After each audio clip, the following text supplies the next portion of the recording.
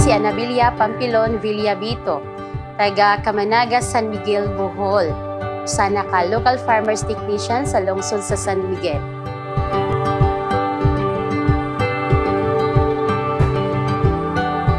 Sa pagkakaroon, usa na usab ako ka facilitator or trainer sa Baloca and Labonete Farm School.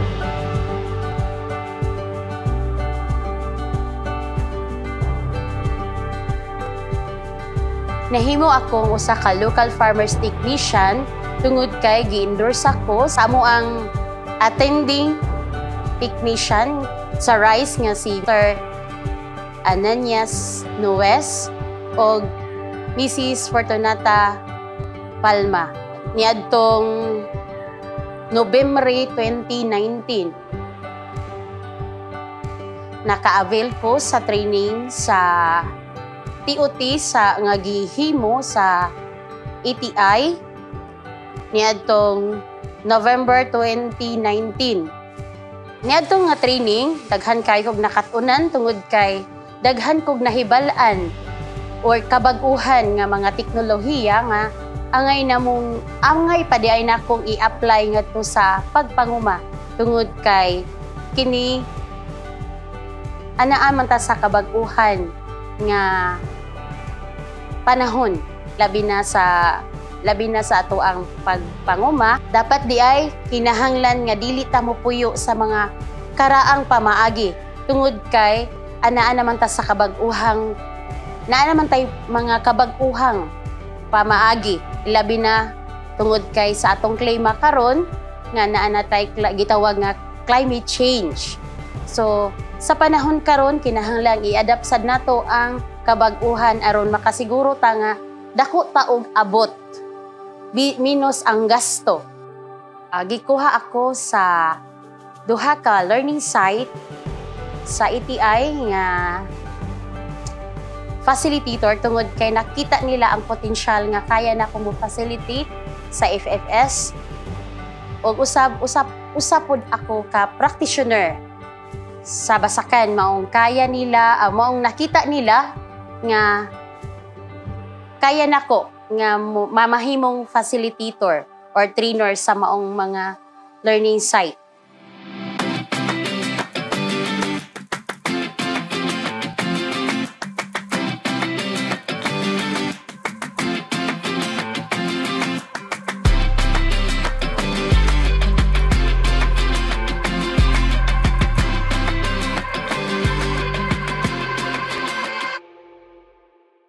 Ang nakatunan ako sa programa sa RCEF mao kini una kay ni dapat di ay nato nga dapat kat dili lang puro chemicals ang atong gamiton. Tungod kay ang pagsigi nato gamit og mga chemicals usa kini sa makadaot sa ato ang kalikupan.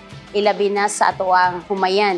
Dili di ay kinahanglan nga magsaligta lang og chemicals tungod kay anaa pa day laing alternatibo nga pwede natong ug kaya nato nga ma-apply diha sa atong umahan bisan pa man nga kini more on organic pero epektibo gihapon diha sa atong pagpanguma. Sama niini mosunod. Sa Kijik 1, sa seed selection, kinahanglan ang mga katawhan or mga mag-uuma dapat nasayod kung unsa kini ka, kung unsa jud ang dapat nato nga variety nga haom diha sa atong umahan. Sa key-check 2, kinahanglan libilado ang ato ang pamasak aron dili masayang ang tubig o usab kaya natong maprotektahan ang atong basakan diha sa sagbot tungod kay libilado man ang ato ang basakan. Ug usab sa key-check 3 ang pagkigdungan-dungan o tanom usa sad siya ka benepisyo sa mga katawhan aron malikayan ang pagdagsa or pagdaghan sa mga dangan. Aron dili usab kini mahimo nga maoy hinungdan aron nga mukunhod ang atong abot. Sa key-check 4 dapat ang ato ang itanom dapat healthy nga seedling. Kay aron nga makuha sa ato ang tanom ang kumpleto nga nutrient nga gikinahanglan sa ilang pagtubo. Sa key-check 5, dapat ang mga farmers makahibaw kung unsa ang insakto nga mga elemento nga dapat ihatag sa atong umahan.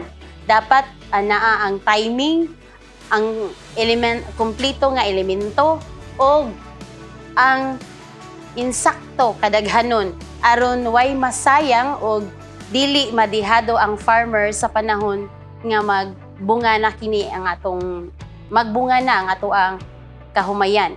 Sa key-check 6, dapat insakto ang volume sa tubig or gidaghanon nga tubig ang ihatag sa ato ang kabasakan tungod kay ang sobrang daghan o sobrang kulang makadaot sa atong kahumayan. Sa key-check 7, kinahanglan nga suhito ta kung unsa ang gikinahanglang chemicals para sa atong umahan. Atong lantawon kung unsa or suhitoon nato kung unsa nga klase sa mananap ang naa diha sa atong umahan aron malikayan nato ang paggasto nga sobra o paghatag og chemicals nga dili makaayo diha sa ato ang umahan. Tungod kay ang chemicals usa siya ka butang or elemento nga dili lang ang piste ang apektado kundi pati ang katawhan o ang ato ang kalikupan. Sa key-check 8, dapat naata sa right timing of harvest kay kung masubraan, mahitabo nga mobalik sa yuta ang ato ang mga ang ato ang harvestonon tungod kay nasubra ka tukong. Samantalang kung masubraan o makulangan pod, Movilo 85 ang imuhang paghinog, mahitabo pod nga ang iyahang uhay nga kulang pa sa kahinugon, mahitabong makuyog pod kini sa uhot. Sa key-check 9, dapat insakto ka ugahon, insakto ka hinlo og naatay insakto nga facility aron didto mabutang ang ato ang abot. Tungod kay kung kini dili insakto ang kaugahon, mahitabo nga duolon, dali lang duolon sa mga piste nga naa diha sa ato ang palibot sama sa bukbok, tunhok or ilaga. Kung wa pod tay insakto nga pasilidad nga atong kastanbayan sa atong uma. Kini nga mga key-check nga gipasiugda gikan sa RCEP dapat ato kini nga ipahibaw sa mga kaubanan natong mag-uuma tungod kay dako kayo ni katabang labi na sa atong panahon karon nga anatay kabag-uhan.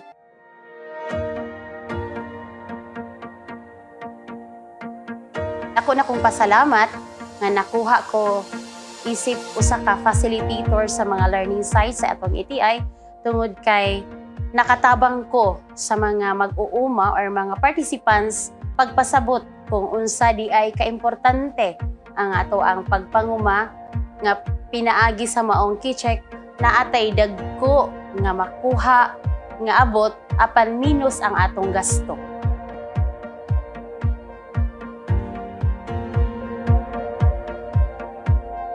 Ako si Ananias Sinuez, Agricultural Technologist sa Municipal Agriculture Office sa San Miguel, Bohol. Isip usa ka rice focal person. Sa sinugdan, ang Departamento sa Agrikultura sa Region 7 may duol din sa opisinahan sa Municipal Agriculture Office aron usab sa pagpatigayon og paghimo og pagkuha og mga LFT kun local farmer technician. Unya sa diha nga ningari na sila kami ni bahigayon sa pagpili og mga umikuha og mga local farmer technician nga mao ni sila si tulo ni sila si Anabilia Bilabito, si Perlinda o si Maribek. Unya sa pagkakaroon, among nakita nga ang mga local farmer technician dako kayo ikatabang ngadto sa opisinahan sa Municipal Agriculture Office sa unsa man nga pamagi tungod kay sa mga higayon nga naami mga pagabuhaton sa mga tagsa-tagsa mga kanang gibaton ngadto sa among nga matag barangay, amo silang kuhaon aron sila usab nga makatabang sa amo nga mga panggibuhaton. Ug sama pananglitan sa paghimo og crop cut, kami mohangyo ngadto sa mga atong local farmer technician nga mo assister kanamo aron usab sila nga makatabang sa among gibuhaton aron makakuha kami sa husto nga mga kanang record aron nga mo sa mga ipaabot ngadto sa yung mga nanginahanglan nga mga nagkalain-lain nga mga ahensya. Unya kini usab si Anabilia Bilabito amo nakita nga naa dako kayong potential tungod kay maantigo makamaw kini siya nga mo tudlo ngadto sa ato mga yano nga mga mag-uuma ngadto sa tagsa-tagsa nga mga barangay labi na gyud sa barangay sa Kamanaga o ngadto sa mga silingang barangay tungod kay kini siya mismo maantigo nga mo tudlo o mo istorya kung unsa may angay nga buhaton para pod nga ug na may mga problema sa ato mga kabasakan iya nga matubag dayon ug unsa may angay nga ihatag ngadto sa mga problema. Unya sa pagkaron among nakita nga kini si Anabilia Bilabito dako kay potential tungod kay bisan pa man sa iyang pagka local farmer technician na sab kini siya gipang kanang nahimo na siya nga facilitator o kanang sa nagkalain-lain usab nga mga kanang farm school sa mapananglitan sa Labonite o sa Katumbaloka. So sa pagkakaroon among nakita nga dako kayong potential nga ikahatag si Anabilia Bilabito ngadto sa atong Municipal Agriculture Office sa pagtabang sa mga unsa may mga gikinahanglan para usab nga atong ikahatag po ngadto sa atong tagsa-tagsa ka mga mag-uuma. Unya napod siya ikatampo sa mga gamay para pod nga mouswag ang atong nga kanang dili naman sa atong barangay lungsod kundi nga ba na ngadto sa atong nasod nga Pilipinon. Ako si Dina Kyungson, usa ka empleyado diri sa Municipal Agriculture Office sa LGU San Miguel. O ako usa ka assisted nga rice technician. O ang akong ikasulti kabahin ni sa among LFT nga si Anabilia Bilabito. Dako kayo siya gikatabang sa amo ang pag-facilitate sa mga programs nga gipahigayon diri sa among opisina ilabi na sa sa RCEP nga programa kaning rice seeds distribution ug ilabi na pod usa pod ani ang fertilizer voucher distribution ug ilabi na sa pagpahigayon namo niining Rice Farmers Financial Assistance ug sa among mga activity nga gihimo diri sa opisina ilabi na ang pagpahigayon namo og crop cut sa among mga kahumayan. Dako kayo siya gikatabang kanamo sa pagtabang sa among mga kalihukan. Ako si Gina Abinido Abrao, assigned as Rice Cluster Coordinator under sa DARFO 7. Ako po sa ka-coordinator nga na-assign sa San Miguel. Dako na kong pasalamat nga usa sa mga nakatabang sa among programa under sa DA Regional ang mga LFT o labaw kayo sa tanan si Anabilia Bilabito. Akong nakita niya ang iyang pagkaaktibo sa among mga programa nga implement sa lungsod sa San Miguel, labi na sa mga seeds distribution, fertilizer distribution, sa mga organic fertilizer o labi na sa rice financial assistance nga under sa DA Regional nga mga program. Dako na kong pasalamat nga ang mga LFT usa sa dakong tabang sa among mga programa Unya during sa mga field assistant labi na sa adto sa kabaryuhan, akong dakong nakita jud nga active kayo ang participation ni Nabilia Bito. So di lang tulo, si jud agdali na akong matawag. Komportable ko matawag niya kay abtik jud kaayo si mo response labi na panahong mga magtinabangay nami. Unta pod sa kanunay providean ang mga LFT o dugang pang training kay dako kayo silang tabang labi na sa amuang pag spread ngadto sa mga kabaryuhan tungod kay limited ra usab ang mga staff sa LGU, manang dako silang tabang o hinaot pa unta nga magpadayon pa ang mga training nga ihatag sa LFT para ma-enhance og dugang kay sila ang andam nga mo spread ngadto sa mga kabaryuhan o ang mga farmer usab sila ang mas dali maduol o labaw sa tanan komportable ang isig ka mag-uuma ngadto sa mas nasinati nilang mga kaila nga naara sila kanunay diha dapita. Og sa kanunay, ako maghahangyo unta nga si Nabilia magpabilin sa iyang kaaktibo o kadasig sa pag-participate sa among mga programa. Daghan kaayong salamat, Madam, o padayon sa imuhang pagkaikap. Isip ko sa kababay, dako na kong dungog nga ang buhat sa lalaki kaya na mong mga babay.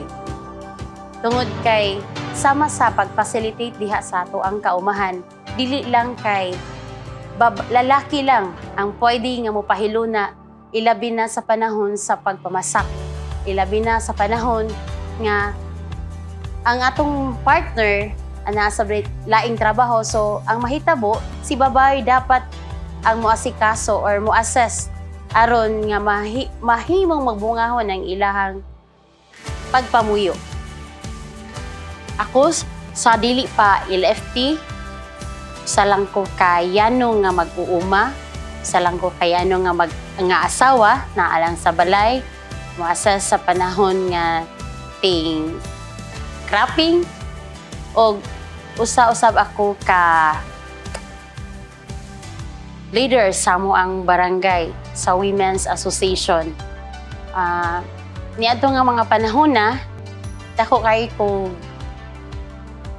natabang usab nga to sa amoang grupo tungod kay na-develop na ko ang amoang or na-unite na ko ang amoang grupo sa kababayenan. O galing karon, hangtod karon, naagihapon ang amoang livelihood. Na-sustain gihapon na mo. Nako, bisan usa na ko ka local farmers technician. Sa niagi, sa dili pa ko local farmers technician,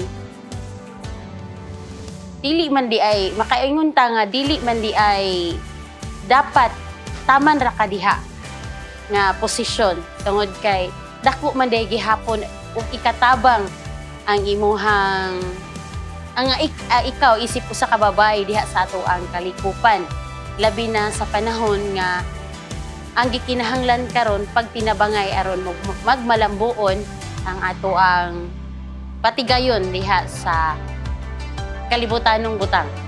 Dako na kong pasalamat nga nakuha or nisalig ang Labonite Farm School o ang Baluka Family Farm School. Nako isip usa ka facilitator or trainer sa ilang farm. Ug of course, samo ang Municipal Agriculture Officer nga misalig sab nako nga usa ka babay nga mamahimong usa ka local farmer technician. Ug usab sa mga katawhan nga nahimo na mong participants og nadaygan or na akong na hatagan og informasyon nga sila ni salig usab kanako isip usa ka babay. So daghan kayong salamat usab sa RCEP sa ilang programa tungod kay kung wala ang RCEP wala sad mi karon diri. Og of course ang ETI nga naghatag sa maong training. Dako kay na mong pasalamat, dako kay na kong dungog nga usa ko sa ilang participants nga nagmalampuson gikan sa pagpanguma nahimong usa ka local farmers technician ug karon usa na usab ako sa mga facilitator sa ilang learning site. So daghan kayong salamat.